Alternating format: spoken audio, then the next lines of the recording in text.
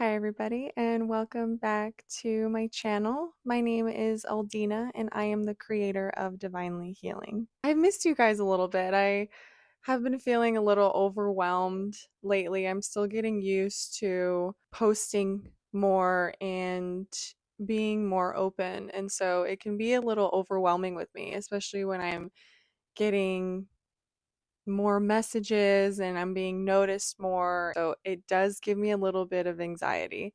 So I have just taken a little step back from all the socials lately, but I'm ready to talk again. So let's get into it. Today, I wanted to talk a little bit about overthinking, just because that's something that I've struggled with for my entire life, and it's something that I still struggle with. And overthinking, it comes from this place of fear and insecurity, even. So, when you have grown up in environments that have been chaotic or unstable, you start to think of every single possible situation that could happen. You think of every single outcome for everything that happens in your life. And you do that because you're afraid and because you're trying to take control of your life. You're trying to make sense. You're trying to survive. So, when you're overthinking, your brain is trying to control the environment around you. It's trying to protect you and help you survive because you may be used to very uncontrollable environments, very chaotic and unstable environments. And so your default mode is to overthink everything. So we overthink because we're trying to anticipate every single outcome possible in the situations that we are in. And we are literally just trying to protect ourselves by thinking of all the what ifs and almost like preparing ourselves for every single outcome so that it's not really a surprise when it happens. A lot of the times I've put myself in these overthinking spirals because I couldn't ever help myself. It's like I needed to understand other people so badly and why they were doing the things that they were doing, why they said that specific thing, and what could happen if I say this. But here's the issue with overthinking. You're only overthinking things because you are unsure or you feel unstable or you are fearful and you're trying to control your life. You're trying to control the things that happen to you because, again, you're trying to survive. You're trying to find the familiar thing. That's what our brain always goes to. I've talked about this so many times, but if you're constantly in a chaotic environment, your brain then is more comfortable in that chaotic environment. And for that reason, you start to overthink every single thing, even if everything maybe is going the way that you want it to, right? If your default is to overthink, if your default is to assume that the worst things are going to happen, then you're going to be very fearful when everything is aligning the way that it's supposed to and everything feels good because it's like you're waiting for the other shoe to drop, right? So it's kind of the same thing with this overthinking. You're not used to the stable environments. And so even if you're in a stable environment now, chances are you're still going to be overthinking. And it's because you still have these anxieties and this fear and these insecurities that have built up over time. And they're still sitting there in the back of your head all the time. They're residing there.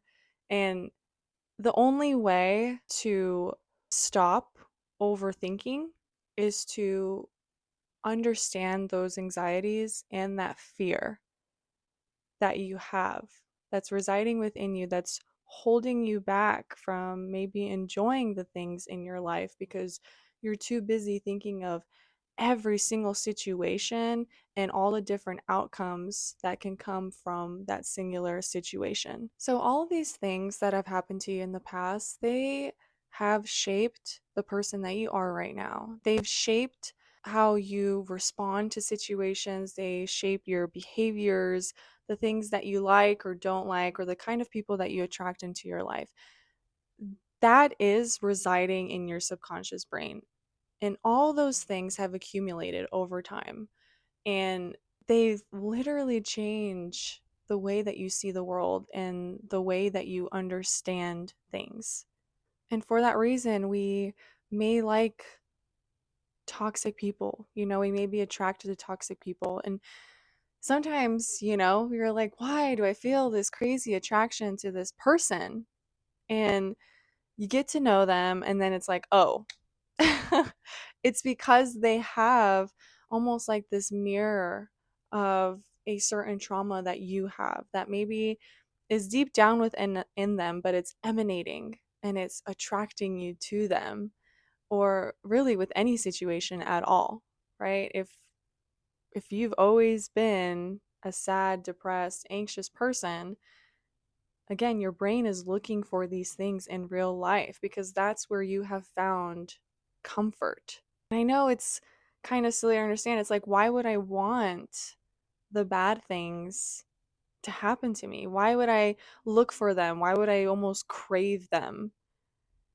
And it's like, because your brain is just protecting you. So anytime that you're trying to get out of that comfort zone, your brain is going to come in and start blocking it, right? It's going to start saying things to kind of get you back into that zone, even if it's not good for you. It's because you're so used to that. And that's the crazy thing about trauma and past experiences that you've been through, is that unfortunately, because you grew up that way and you've been surrounded by this, that is your default. But we can work through that. We can get out of that default. It doesn't mean that you have to live there for the rest of your life. A lot of stuff happens. A lot of bad things happen to good people or vice versa, but I want to take away these labels of good and bad, and I just want to see them as just things that have happened, just experiences that have helped on this journey to grow and to evolve into a different person. So, stuff happens to everybody. It doesn't matter if you're the nicest, kindest, most loving person in the world. Things that can hurt you or make you feel worthless or make life harder for you are still going to happen. Unfortunately, that's just how it is. But once you kind of take away these labels and I'm a good person, so all these great things should happen to me. Once you start taking away those labels and you kind of just look at it, right, from an outsider perspective, don't attach yourself to being such a good person so these great things are going to happen. But once you are detaching from that and you're just seeing things as an experience and seeing these experiences as ways for you to grow and evolve and maybe love yourself more and maybe help the people around you, that is what's important here. So, the number one step, I feel like, in understanding your overthinking, right? And the feelings that come up for you is writing. And God, I feel like I say this for everything, but I truly find so much comfort in journaling and writing things down because as an overthinker, right, I have a billion thoughts, and every single thought has a sprouting thought from it. So it's almost like a spider web of different thoughts. And when I am able to write things down, I can kind of organize it a little bit more and start understanding every thought. So it doesn't matter what your thoughts are. Literally, just write them down. And when you write them down, I want you to really sit there and reflect on these thoughts that you're having. And when you reflect on these thoughts, right, you're starting to understand them. You're starting to put a name on it. Okay. And then it's not maybe this big bad wolf, but it's your father or your mother or your sister or your first grade teacher or your boss, whatever. It ends up being most of the time a thought that was never really yours, but was a thought that was learned or absorbed from the people around you when you were growing up. And these things stay with us. These thoughts, these actions, these experiences, the things that we notice when we're younger and we absorb all these things, right? Because our little brain that is developing is literally absorbing the environment around. A lot of the times, your thoughts, the things that you're overthinking, are not really yours to begin with. Okay. And there are these fears that have been instilled by specific people or specific experiences that have happened to you. And so now, when you're put in similar situations or you're around similar people, it's like these thoughts, these feelings are activated. And now you're in this spiral of overthinking and nothing makes sense. And you're trying to figure out the outcome and you're trying to control everything around you. And it just becomes this huge mess of thoughts and feelings that just don't make sense to you. So, in these times that you've had trauma or you've had pain or anger or anything really in these unstable environments, your brain was overthinking to help you survive. And that's what you did. You survived and you made it here. And that's wonderful. And it was helpful in the moment because it got you through crazy times and through unsafe waters and all these chaotic situations.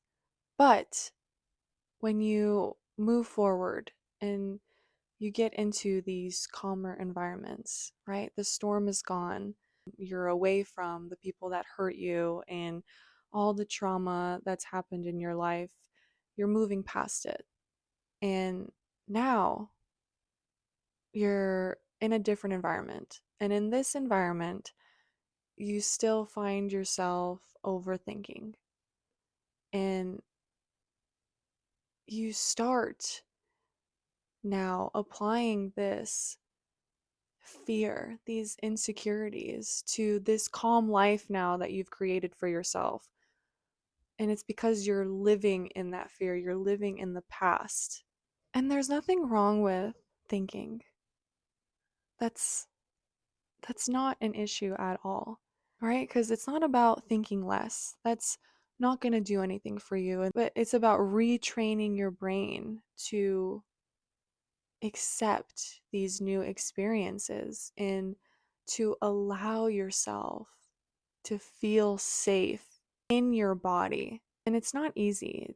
It's going to take a lot of work and a lot of patience, but it's possible to do. And that's why I mentioned writing these things down. Okay? Cuz then you can make sense of a lot of the things that are going on in your head. You can start getting to the root cause of this overthinking and you can start working through it to love yourself and to be safe in your body and not think that things are going to go to shit at any moment, but allowing your life to unfold the way that it's supposed to without having this fear or insecurity, without having to feel so in control of everything around you. So, how do you retrain your brain? Well, you stop yourself from thinking things that are no longer serving you. It's an active choice. Okay. So, it's going to be normal to have the same thoughts that you've always had pop up into your head, right? I hate myself. I'm not worthy enough. Nobody wants me. I'm a failure. Whatever it is that is your default thought that you go to. And when that happens, you're going to say, as soon as that thought happens, you're going to say, that is not true. I love myself, or I am worthy, or I'm not a failure. It's okay to make mistakes, and I'm learning from them, and I'm growing and evolving because failure does not exist. So that's one. You got to catch your thoughts and just observe them and then counteract them, okay? Two, write it all down. Write it all down.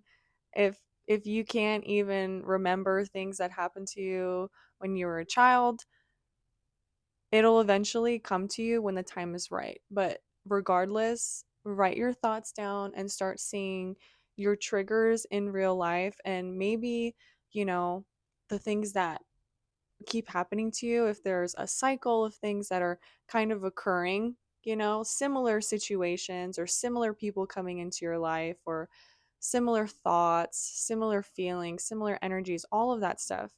Write it all down, okay?